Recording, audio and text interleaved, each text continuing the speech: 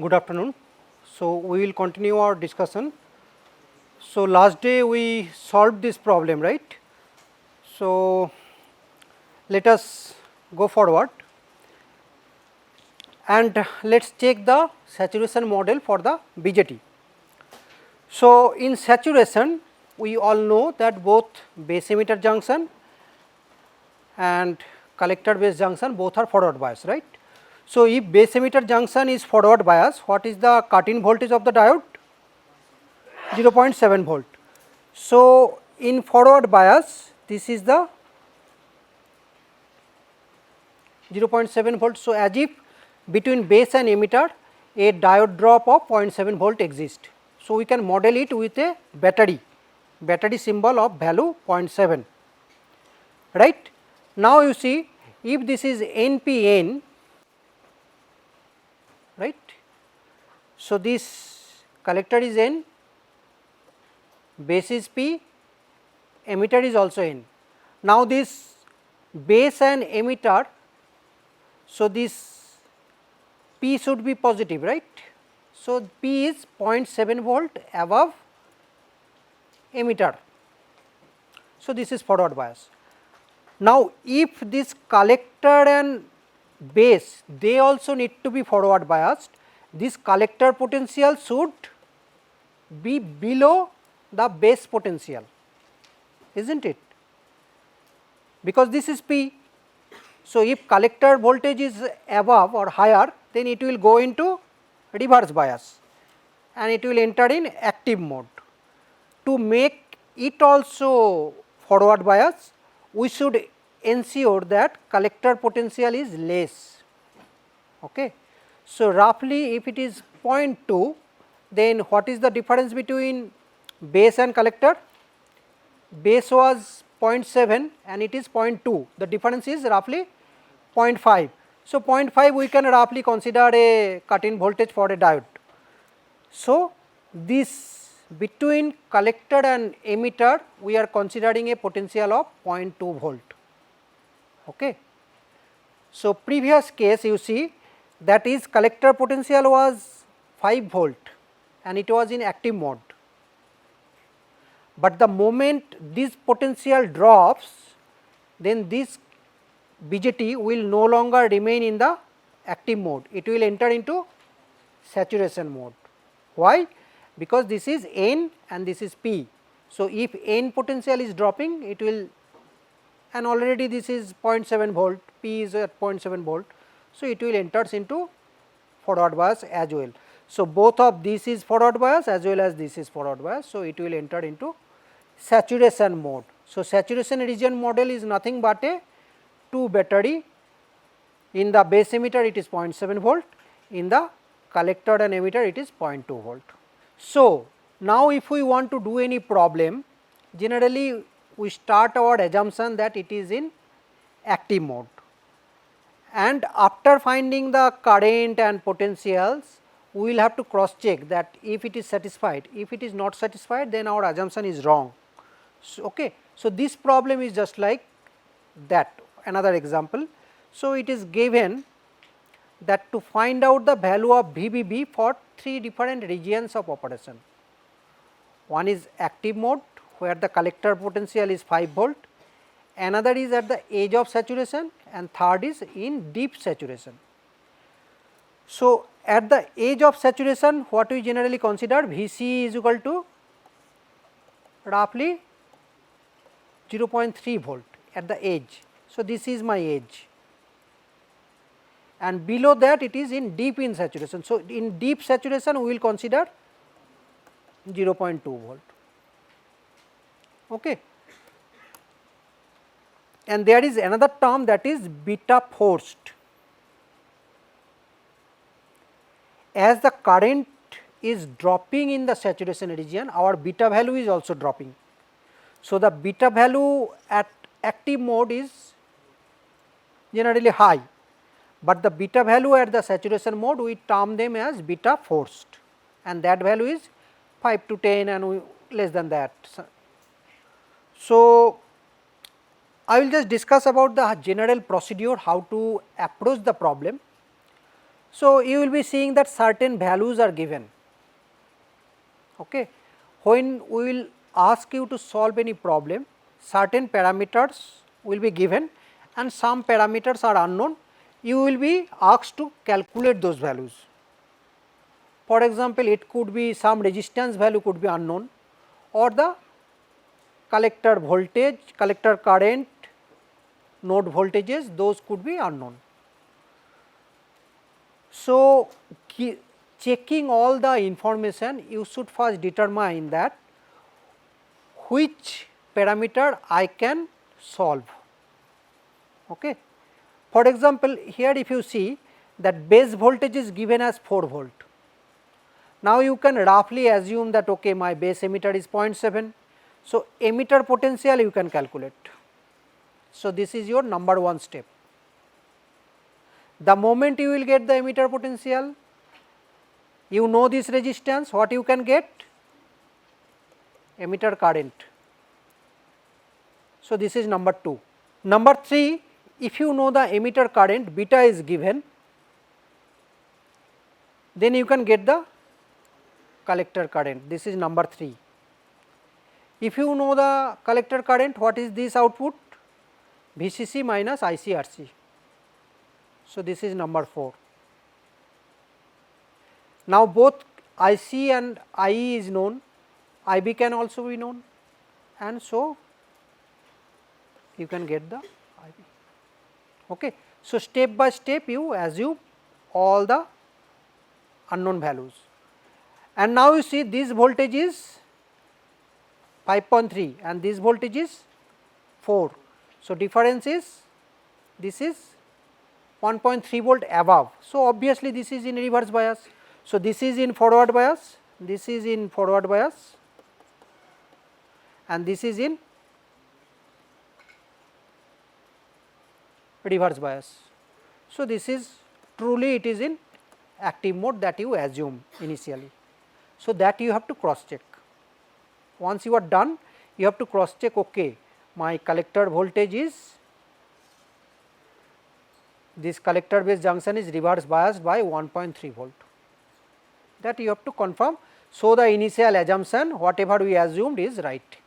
Now, for this example, we have followed the same principle and we have arrived that base voltage is 6 volt, but collector voltage is less than that. So, it is no longer in reverse bias. So, our assumption that it is in active mode is wrong. Then we will directly come to saturation. Okay. In saturation Vc is 0.2 volt. So, we know the emitter potential, we will just add 0.2 volt, that is the difference. So, we will be solving more problem like this in our tutorial class. So, you do not worry, but you should understand the flow. Okay. So, if you understand the flow, then it will be easier. So, first you will do and then check that okay, my Vc is higher, okay, what my assumption is true. If Vc is lower, then our assumption is wrong, then it must be in saturation. Then in saturation we already know that Vc sat is equal to 0.2 volt. So, we know the emitter potential. So, collector potential must be 0.2 volt above. This problem you directly can understand that base is at 0, emitter is at 0. So, Vb cannot, you cannot have. So, Vb is also 0. So, if Vb is 0, it is in which mode? Cut-off mode. In cut-off mode your IC is 0. So, this potential will be Vcc. If beta is not there, you can assume beta. Suppose a problem is given, but beta value is not given, then you can assume beta of 100 and can do the problem. The title says the source degeneration resistance. This is actually not source, this is emitter degeneration. Okay. So, the first circuit is our, this is common, you see emitter is common to the input side as well as the output side. So, this is a common emitter, right. Now, you see the first circuit there is no emitter resistance, and in the second circuit there is a emitter resistance. So, what is the difference between this figure and this figure, that we will discuss. Okay. Now, see our collector current is a function of base current, right. Our collector current is a function of base current and this function is a beta times, right. We can write beta IB. This also depends on the minority carriers also, right, majority carriers and the minority carriers, right. So, it also depends, it is also another function of collector base reverse saturation current. Okay. Generally, we neglect reverse saturation current, right, because this is in very small.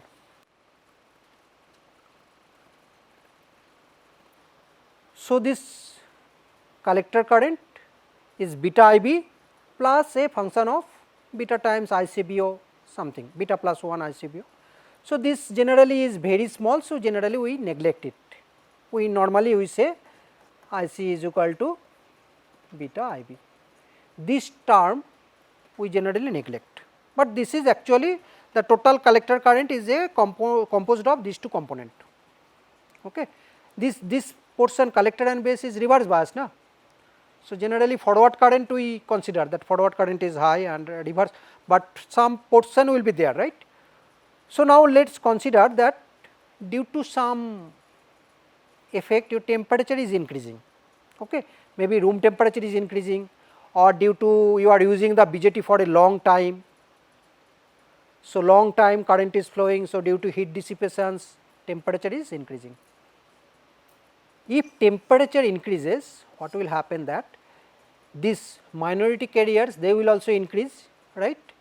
More electron hole pair will be generated and this ICBO, this term they also increase. If more heat is generated, generally what will happen? More electron hole pair will be generated, right, due to the thermal vibration.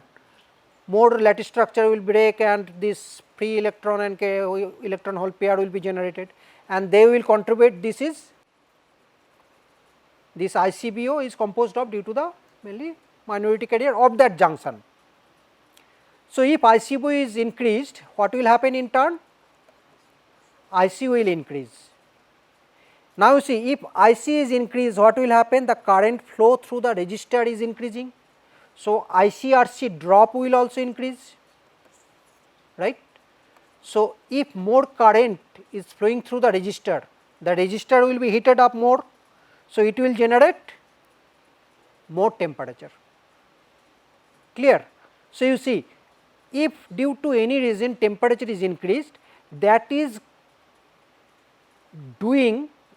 creating a loop so that the temperature will be further increase, clear. So, this is like a, you can think of like a positive feedback, it is keep on increasing and at one time it will appear that it will destroy. Okay. The effect of increased temperature will increase collector current, which will in turn will again increase the temperature. So, this is like a, this effect is increasing this effect again, and if this keep on continue, the BJT may get destroyed.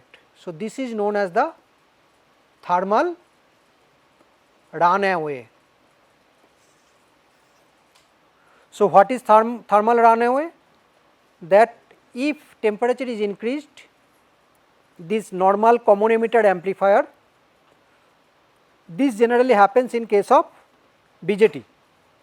In case of FET or MOSFET, generally thermal runaway this does not happen because they only carries the, this is both electron and hole both are carrying your current, right, but for MOSFET this is not there and with temperature increases the mobility decreases. So, this thermal runaway terminology will not be used in case of MOSFET, okay, but this negative feedback, this thing is used, that we will discuss later when we will be discussing MOSFET. But please remember this thermal runaway is specific for this BJT case. Why? Because if temperature is increasing, that will increase the ICBO. If ICBO is increasing, IC will increase. If IC is increased, ICRC voltage drop is increased, and that will increase the temperature heat dissipation of the resistor across the resistor, and as this is closed, so collector junction will be heated up and more the effect will be more. Now, how to solve that? So, come to the second circuit. So, can you tell me how this could be helping, or is this helping or degrading? Okay. So, let us see now that let us solve this portion KVL. Okay. Right, or VB is equal to, right. Now, let us do the same thing. T is increasing, what will happen? I CBO will increase. If ICBO is increased, IC will increase. If IC is increased, IE will increase. If I is increased, this drop will also increase, and this subtraction will be of lower value. So, VB will decrease, right. If IC is increased, now you see I is increased. If I is increased, what is happening? VB is now see in opposite direction, some arrow I am seeing. In previous case, it was all in same direction. So, if VB is decreasing, what will happen? IB will decrease or increase? Decrease. If IB is decreasing, IC will. If IC is decreasing, what will happen? T will. So, you see this is having a negative feedback. Previous one without emitter resistance was there. So, there was nothing to stop the increase in collector current. Now, what is happening? Suppose collector current IC is increasing. If IC is increasing, IE will also increase. If IE is increasing, this drop is increasing. Now, this drop is in negative feedback. This is positive, this is negative. This is getting subtracted. No? From this equation, you can understand that this is getting subtracted, right. So, if any increase in IC will actually try to oppose this activity, right. So, this is fighting the thermal runaway, clear. So, adding this resistance, so you see this VB is actually compared to the first case, second case VB is little bit less, because you have to provide a room for IRE drop, right. So, your gain is little bit reduced, but it is increasing your stability. That is the job of the negative feedback. Na? Negative feedback reduces your gain, but increases your. Okay. So, this emitter resistance is actually provide you a negative feedback. This negative feedback may not be visible, but from the equation you can understand that VB is coming, this subtraction, as the emitter potential you are subtracting from the base potential. No? So, this IERE drop, if it is increasing, your VB will actually decrease, clear. In previous case, your drop was VBB was IBRE plus VBE, that is it. Now, your drop is VBB is equal to IBRB plus VBE plus IERE. Now, if this portion is increased, this portion obviously will be decreased, because total portion is fixed. So, what is the job of this emitter resistance? To increase the stability of the circuit by providing a negative feedback and to oppose the thermal runaway. How? You can draw this chart that I draw, na? That will explain everything. If you understand that, okay, what is the step, consecutive effect? If temperature is increased, ICBO increased. If this is increased, IC increased. If IC increased, IE increased. If IE increased, VB increased, VB decreased. So, here is actually your, it is counter, creating a counter argument or creating a balance to stop the Previously, in previous case what was happening? Everything was increasing. So, it is fighting that. So, this circuit is required for stability purpose. But what is the problem in AC gain? You see, in AC gain, now this VCE, you have to think of these two drop, right. Previous cases there was no drop here, emitter was grounded. So, it can go as below as 0 volt, right. First case, emitter potential was at 0. So, lowermost point was how much you can go? Up to 0. Now, it is emitter potential is not at 0, it is at which potential? IE RE. So, now if we want to draw that, you have to keep a room for IE RE, na. So, what is happening to your swing? Previously, suppose this was your swing, now your swing is little bit reduced. In first case, the lower side you can go up to 0 and upper side you can go up to VDD. So, you get a full swing from 0 to VDD. But now for this case, so this RE is providing you a negative feedback, but also reducing your gain, na? Your swing is reduced. If it is a negative feedback, your gain is little bit reduced. So, your swing is reduced. So, you may not want it, right, you want a large swing. So, what you will do? During DC, RE will be there, this capacitor will be open. So, it will provide its stability, and during AC, this will be as if shorted. Then it will come back to this circuit. I told you, na, there are 3 capacitors, these are known as the coupling capacitor, right, used to couple to the source and next stage, and that I was tell what name? Bypass capacitor. What it is bypassing? RE. So, you see what is the advantage of RE?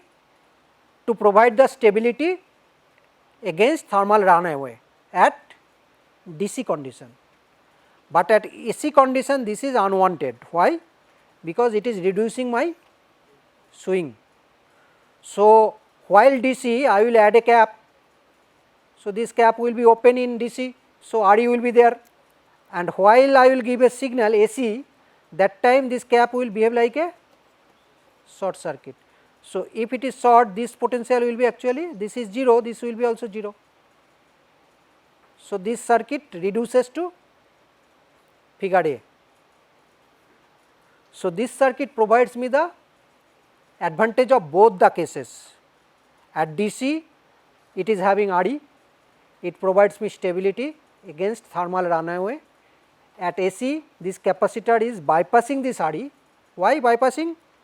So that no drop across RE. Okay. You read about this little bit, you will understand. So, first you understand that why emitter resistance.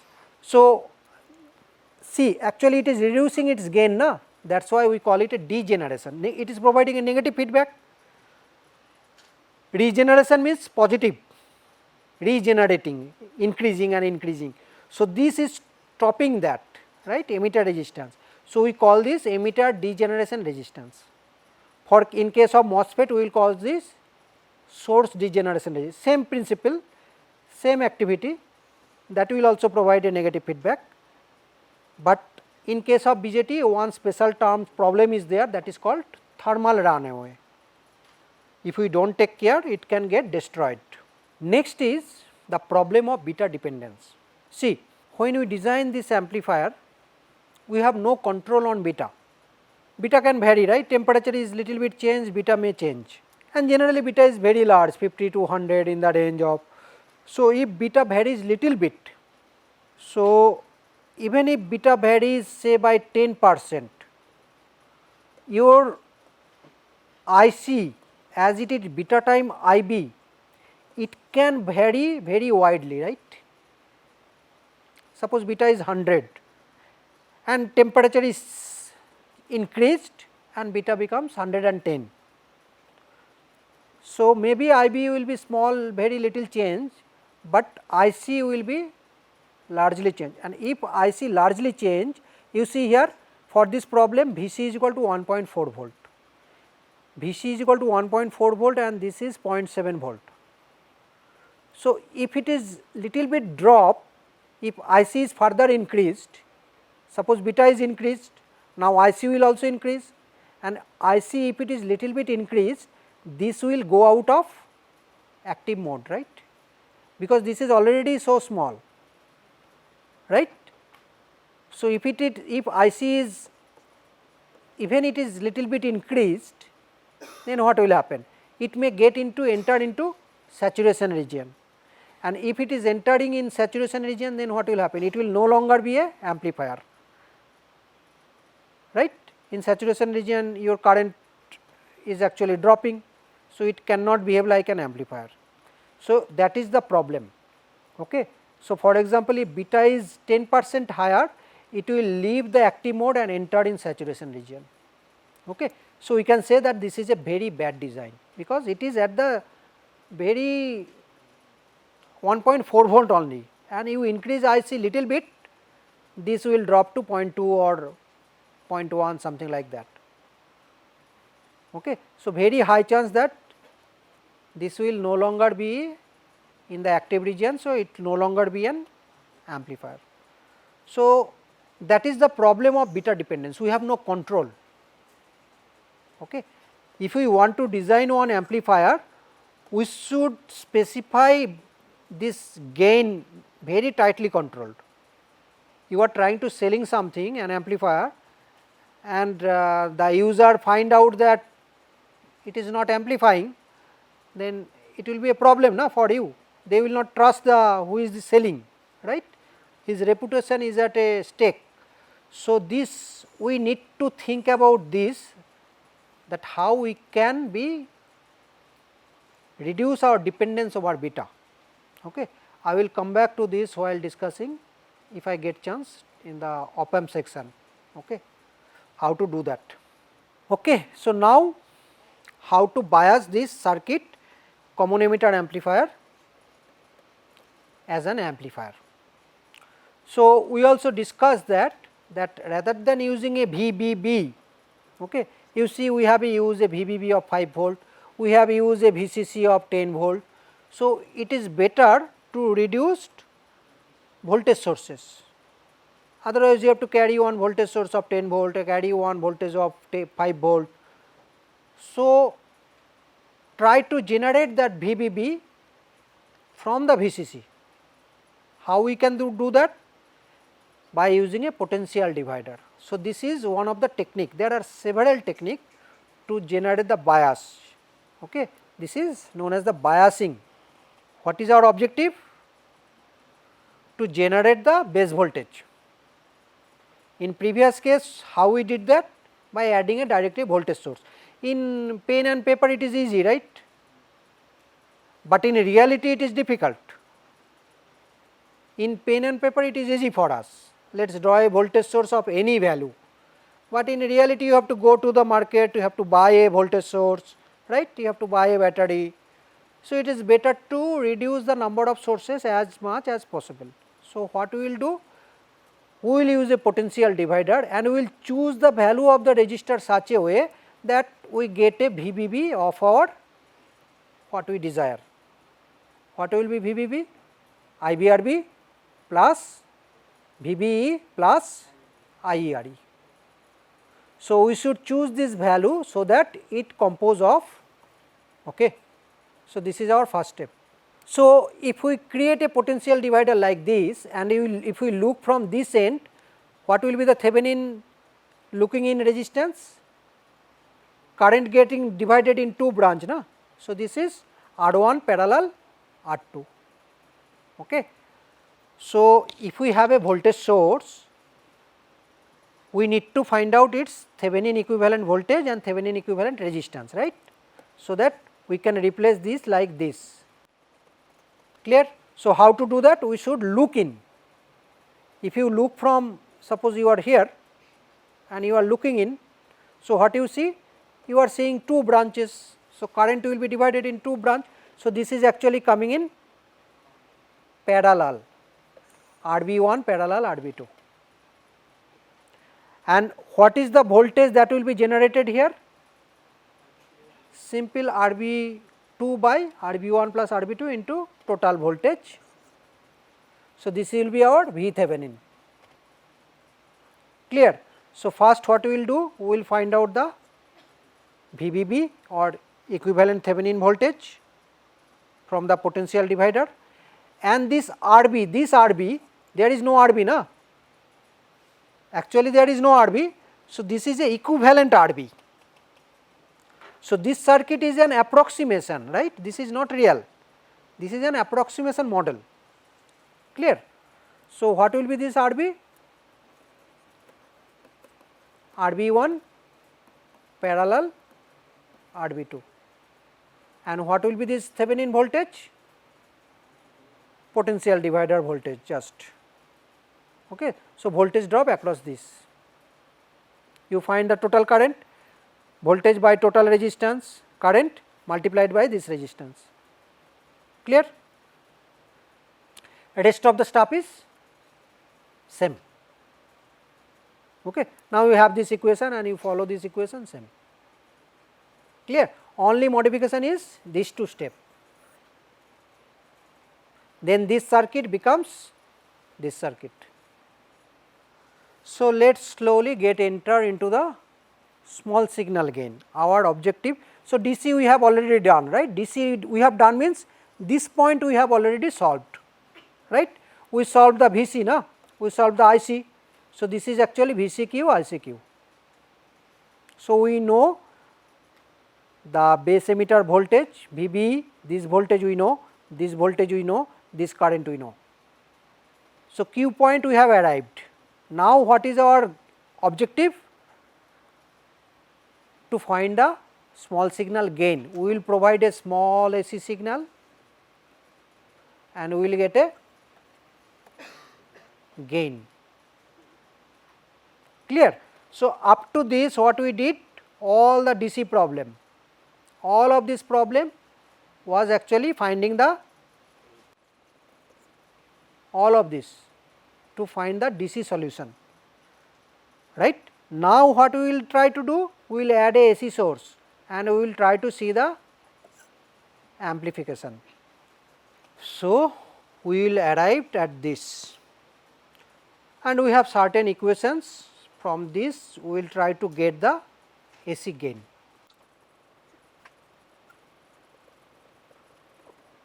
What is V0? VCC minus, simple, right? And suppose this is my AC signal Vi, okay. This is AC signal.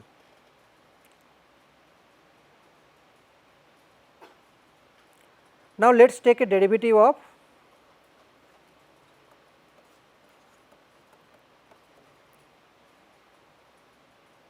dV0 by dVi. What is VCC? Constant. So, its derivative will be 0 minus, which one is variable here? RC is a constant, IC is a variable. Why? Because if VB is changing, IC will also change, right. So, it will become del IC by del VI into RC, right. What is V0 by Vi? Gain, right. Change in output voltage by change in input voltage, this is known as the gain. What is change in current by change in input voltage? Transconductance, let us term it GM. So, what is my small signal gain? So, this small signal gain is equal to minus GM. See, I have not drawn the small signal model, right. This is my large signal circuit. What I have just done? Find out the total output voltage equation and I just put a derivative. So, this way also I can find out the small signal analysis. There could be several ways. The same thing you can arrive putting this a small signal model. Okay. What you need to do?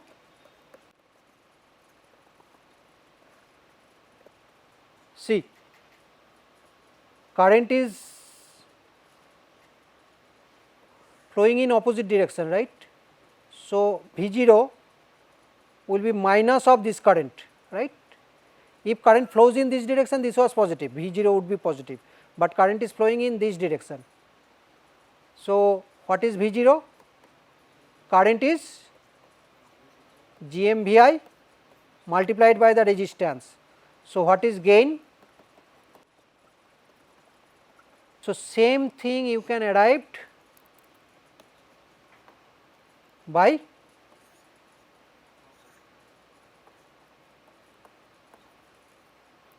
I will come back to this.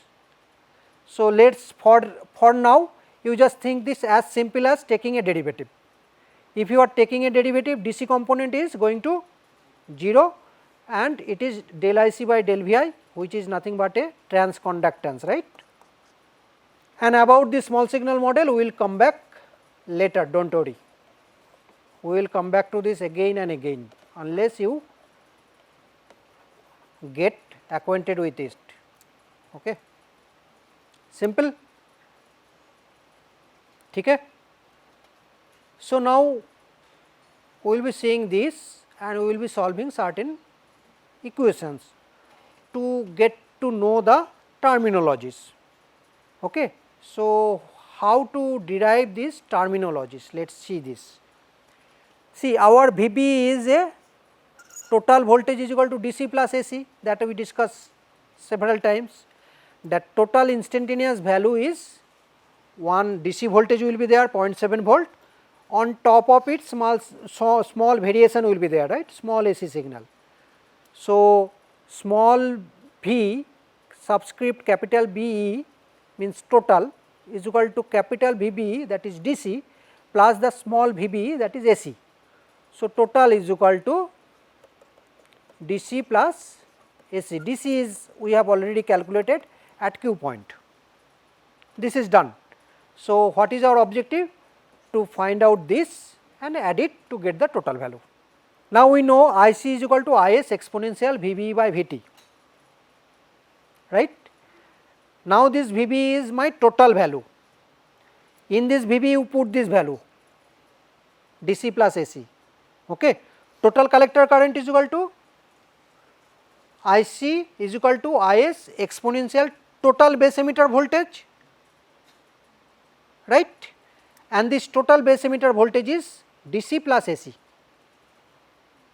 Now, you divide them, one portion becomes DC portions, one portion becomes small AC portions, clear.